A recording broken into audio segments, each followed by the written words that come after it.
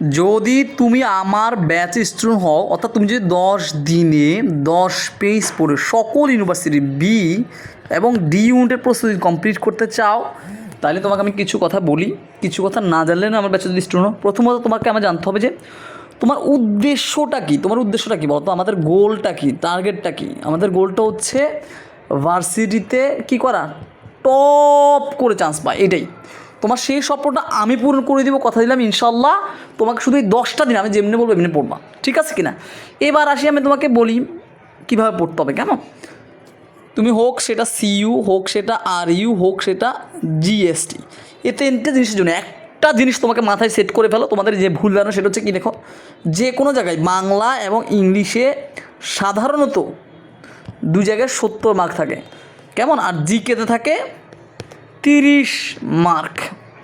তোমরা গাধার মতো 24 ঘন্টা শুধু জিকে জিকে নিয়ে ফাল মারতে মারতে জীবনটা নষ্ট করে ফেলতেছো। এটা একটা বোকার কাজ। বাসে যদি চান্স পেতে হয়, আমার মাধ্যমে যদি চান্স পেতে হয়, তাহলে এই বাংলা যে 70 মার্ক পড়তে হবে, বেশি বেশি করে দিনের মধ্যে যদি 18 ঘন্টা পড়ো, 20 ঘন্টা যদি পড়ো, তার মধ্যে যেন 18 ঘন্টায় অ্যাটলিস্ট তুমি কী করতে পারো, বাংলা ইংলিশ পড়ো, ঠিক আছে কিনা? আমি আবার বলছি, বাংলা ইংলিশে 70-এর মধ্যে তোমাকে আমি 60, 65 কিংবা 50, 55 তুলে দেওয়ার ব্যবস্থা করবো। জিকে এমনি আজকে পরীক্ষা দিতে বসলে এমনি 10 পেয়ে যাবা।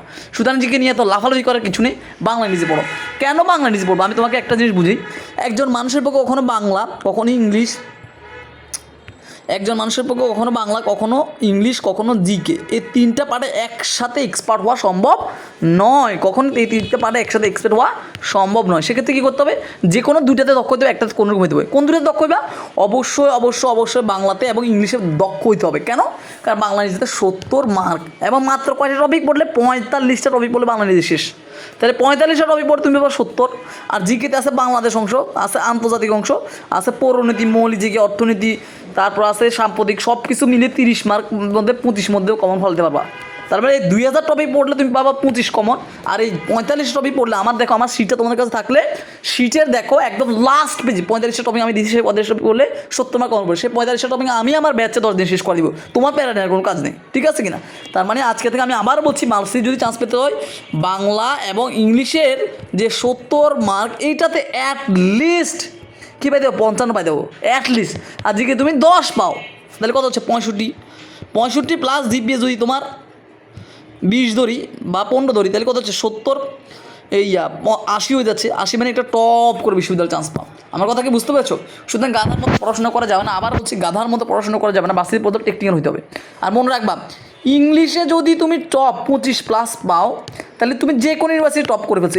এটা তোমাকে বুঝতেই হবে। কারণ যেখানে স্টুডেন্টরা প্ল্যান করে যে আমরা ইংলিশে অন্তত 15 পাবো, সর্বোচ্চ হলে 15 পাবো বা 10 পাস করবো, সেখানে তুমি ইংলিশে আমার কাছে পড়বে 25 প্লাস।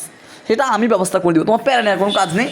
ইংলিশে যত বেশি ভালো মার্ক পাবা তুমি, তত ভালো ভালো সাবজেক্টগুলো পাবা, তত ভালো র্যাঙ্ক তোমার আগে যাবে। কারণ জিকেতে তুমি 30 পাইলে তোমার র্যাঙ্ক কোনো আগবে না। আমার কথা বুঝতে পারছো? সুতরাং বাংলা ইংলিশ পড়তে হবে, এটা আবার বলছি। এবার আসি কোন বই পড়তে হবে। খুব সহজ কথা, বাংলার জন্য যে কোনো একটা বই পড়লে হয়েছে, সেটা হোক বাংলা বিচিত্রা, হোক অভিযাত্রী, হোক পারাবাদ, হোক কিংবদন্তি, একটা পড়লে হয়েছে, শেষ। জিকের জন্য যে কোনো একটা বই হোক, সেটা জোবাইয়ের জিকে হোক কিংবা তোমার এই খন্দকার জিকে হোক কিংবা মিহির জিকে হোক, যে কোনো একটা বই, বেসিক বই তোমার লাগবেই, এটা থাকবে। পাশাপাশি এখন তোমাকে যেটা করতে হবে, মিহির ফাইনাল সাজেশন যেটা আছে 150 বা 140 পেজের একটা বই, এই বইটা কালেক্ট করতে হবে জিকের জন্য। ক্লিয়ার? তাহলে বাংলা গেল, ইংরেজি গেল। মৌলিক জিকের জন্য জোবাইয়ের মৌলিক জিকেটা কিনবা, কেমন? ওকে, বাংলা গেল, ইংরেজি, বাংলা গেল, জিকে গেল। এবার ইংলিশের জন্য একটা বই ফিক্সড। আজকে থেকে কোনো master, competitive exam, NEET, compact, এইসব ফালতু বইগুলো পড়া আজকে থেকে পুরোপুরি জীবন থেকে ডিলিট করে দাও। মাস্টার, কম্পিটিটিভ এক্সাম, ইংলিশ, এগুলো বাদ দাও। কেন বাদ দিবা? কারণ এগুলো এক একটা বই 700 থেকে 1200 পেজের বই। এগুলো কখনো 10 দিনে, 20 দিনে, 1 মাসে রিভাইজ দেওয়া যাবে না, যাবে না। এগুলোতে ইংলিশের পৃথিবীর সকল জ্ঞান আছে। তোমার কি বাসির জন্য সকল জ্ঞান দরকার? না, হাতে গোনা অল্প একটু জ্ঞান পড়লে তুমি বাসিতে টপ করতে পারবা। এই জন্য এসব ফালতু বই পড়া বাদ দিবে। এগুলো হচ্ছে সাধারণত জব হতে শুরু করে সকল কিছুর জন্য, এগুলো শুধুমাত্র অ্যাডমিশনের জন্য বানানো বই না। তাহলে কী পড়তে হবে? তাহলে যেটা পড়তে হবে সেটা হচ্ছে জয়কলি ইংলিশ বিচিত্রা। কিন্তু এই বইটা তুমি বাজার থেকে কিনতে পাবা না। যে বইটা বাজার থেকে জয়কলি ইংরেজিতে বর্তমান পাওয়া যায়, এই বইটা খুবই ফালতু। যেই বইটা ভালো জয়কলি ইংরেজিতে, যেখানে 20 বছরের বাস্তবিক প্রশ্ন একসাথে দেওয়া আছে, সেটা হচ্ছে গত বছরের বইটা। সেই বইটা এখন মার্কেটে পাওয়া যায় না। আমি পিডিএফ দিব, জাস্ট আমাদের পিডিএফটা সলভ করবা। আর আমার বেশিরভাগ ক্লাসে জাস্ট ভিডিওটা দেখলেই তোমার 90% সমস্যা শেষ। পিডিএফ থেকে হয়তো 10টা প্রশ্ন সমস্যা বের হবে, সেগুলো আবার আমি সলভ করবো, ঠিক আছে কিনা? তাহলে কী করতে হবে, তাহলে আমার দেওয়া পিডিএফগুলা শুধুমাত্র আমার দেওয়া ইংলিশের জন্য পিডিএফ, কোনো বই লাগবে না, শুধু পিডিএফগুলো সলভ করলে হবে, ক্লিয়ার কিনা? এখন পিডিএফ পড়তে যাদের কষ্ট হয় তারা কী করতে হবে, জুম করে পড়বা, অথবা কম্পিউটার দোকান থেকে আমি যে নিজের টপিকে পিডিএফ দিব সেই টপিক প্রিন্ট আউট করে বের করে নিবা, সেটা পড়তে পারো। আর নাহলে পিডিএফ পড়া অবশ্যই দেবো, কারণ বাসিতে যখন তুমি বাসিতে চান্স পেয়ে যাবে, এরপর বাসিতে গেলে বই হাজার হাজার বই কিনতে হয়, এগুলো কেউ কিনে না, সবাই পিডিএফ পড়ে। পিডিএফ পড়ার অভ্যাস এখন থেকে করতে হবে, ক্লিয়ার? আশা করি সবাই বুঝতে পেরেছো। তোমাকে আমি শুধু বলবো, মানে জাস্ট 10টা দিন তুমি তোমার জীবন থেকে আমাকে দাও, তুমি 10 দিন পরে, আজকে থেকে শুরু করছো ধর 0 থেকে, 10 দিন পর তুমি নিজের মধ্যে তুমি পার্থক্য বুঝতে পারো যে তুমি কোন জায়গায় চলে এসেছো। 0 থেকে তুমি একদম এখন 100 চলে আসছো, তুমি নিজে বুঝতে পারো তুমি চান্স পাবো কিনা। 10 দিন আমার কাছে ক্লাস করলেই বুঝতে পারবা, ঠিক আছে? আর আমার কোর্স করে অভিযোগ থাকলে আমি ফুল কোর্স ব্যাক দিয়ে দিই, তবে অযৌক্তিক কোনো অভিযোগ না, যৌক্তিক অভিযোগ।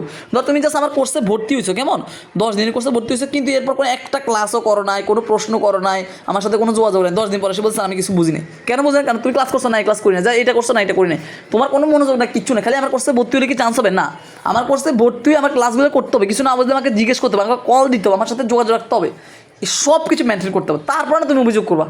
অভিযোগ করার প্রশ্ন আসবে যখন তুমি সুবিধাটা মানে নিছো, কিন্তু তুমি কিছু বুঝো নাই, তাই দেখো তুমি ক্লাস করো না, কিচ্ছু করো না, খালি আমি স্যার এটা বুঝিনি, এটা বুঝিনি, ক্লাস করছো না স্যার, ক্লাসটা তো করিনি, তাহলে লাভ হবে কি? তাহলে কী করতে হবে, যে শীটটা দিয়েছি 10 পেজে, এটা ছোটস্থ মুখস্থ কন্টেস্ট করতে হবে, সেই 10 পেজ দিয়ে গত 20 বছর সকল প্রশ্ন সমাধান করবো, বাংলা ইংলিশ থেকে সব কিছু আমি পড়াবো। এখন আমি এখানে কী পড়াবো, বাংলার জন্য কি ধর বিপরীত শব্দ আমি কি ধরে ধরে পড়াবো? না, এটা তোমাকে পড়া দিয়ে তুমি পড়বা। সমাজ তুমি পারো না, সমাজটা আমি নিজে পড়াবো, তোমার প্যারা নেওয়ার কোনো কারণ নেই। সুতরাং টেনশন নেওয়ার কোনো কারণে আমি আছি 24 ঘন্টা, তোমাকে টপ করার সম্পূর্ণ দায়িত্ব আমার। তুমি শুধুমাত্র চোখ বন্ধ করে আমার কাছে পড়ো, আমি বলছি তোমার স্বপ্ন পূরণের দায়িত্ব আমার। তাহলে আমি যেভাবে বলবো ওভাবে পড়ো, তুমি হোক সিউ দাও, হোক আরিও দাও, হোক জিএসসি দাও। এখানে মনে রাখতে হবে একটা জিনিস, সেটা হচ্ছে কি, দেখো আমি যেটা পড়াইছি এটা তো পড়বাই, পাশাপাশি কি তুমি যে ইউনিভার্সিটির পরীক্ষা দিবে, ইউনিভার্সিটির প্রশ্ন, সিউ দিলে সিউ প্রশ্ন, আরিও দিলে আরিও প্রশ্ন, তুমি নিজে দায়িত্বে সলভ করো।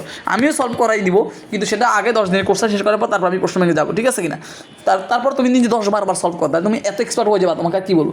আর মনে রাখবা যে জিএসটির জন্য কোনো প্রশ্ন ব্যাংক ফলো করার দরকার নেই, কারণ জিএসটিতে মনে করো 24টা বিশ্ববিদ্যালয়ের প্রশ্ন প্যাটার্ন 24 রকম, গুচ্ছতে কোনো বিশ্ববিদ্যালয়ের কোনো প্রশ্ন প্যাটার্ন ফলো করো না।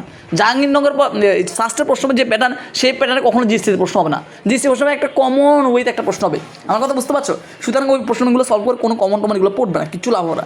বরং তুমি টপিক ওয়াইজ ক্লিয়ার করো, যেমন তুমি সাবজেক্ট এগ্রিমেন্ট, ট্রমার, ভার্ব, টেন্স, এই টপিকগুলো যদি ক্লিয়ার করে, এবার এখান থেকে যেমনি প্রশ্ন আসবে, যে ইউনিভার্সিটির প্রশ্ন আসবে, যেবার প্রশ্ন আসবে তুমি পারবা। টপিক ক্লিয়ার নেই, কিন্তু তুমি শুধু ইউনিভার্সিটির খালি প্রিভিয়াস প্রশ্ন করছো, এগুলো কোনো লাভ নাই, মুখস্থ করে বুঝতে হবে, কেমন? তোমার টেনশনের কোনো কারণ নাই বাবা, আমি তোমাকে বলছি 10 দিন আমি তোমার সব কিছু শেষ করাবো, এবং 10 দিন পরে তুমি নিজে পার্থক্যটা পাবা। সুতরাং প্যারানার কিছু নেই, 24 ঘন্টা আমার সাথে থাকো, জাস্ট 10টা দিন আমি যেমনি বলি, উঠতে বলবো বসো, পড়তে বসে পড়ো, যেমনি বলি যা বলি তা করো। আর 10 দিন তোমার জীবন থেকে 10 দিন কিন্তু আমাকে দিয়ে ফেলছো, এই 10 দিন তুমি অন্য কোনো স্যারের কাছে, অন্য কোনো কোচিং সেন্টার, অন্য কোনো এক্সাম ব্যাচ কিচ্ছু করার দরকার নেই। 10টা দিন একদম পৃথিবীর সকল কিছু বাদ দিয়ে শুধু আমার কথা মতো 24 ঘন্টা উঠবে বসবা, তাহলে আমি তোমাকে চান্স দেবো। আমি আবার বলছি, তোমার 10 দিনের মধ্যে 24 ঘন্টা, কিন্তু 24 ঘন্টা আমার নামে, আমার কথা মতো সারাক্ষণ জেগে থাকতে হবে, আমার কথা সারাক্ষণ পড়তে হবে। 10 দিন তোমার জীবন থেকে ঘুম সকল কিছু তুমি বাদ দিয়ে দাও, আমার কথা বুঝতে পারছো? ওকে, আল্লাহ হাফেজ।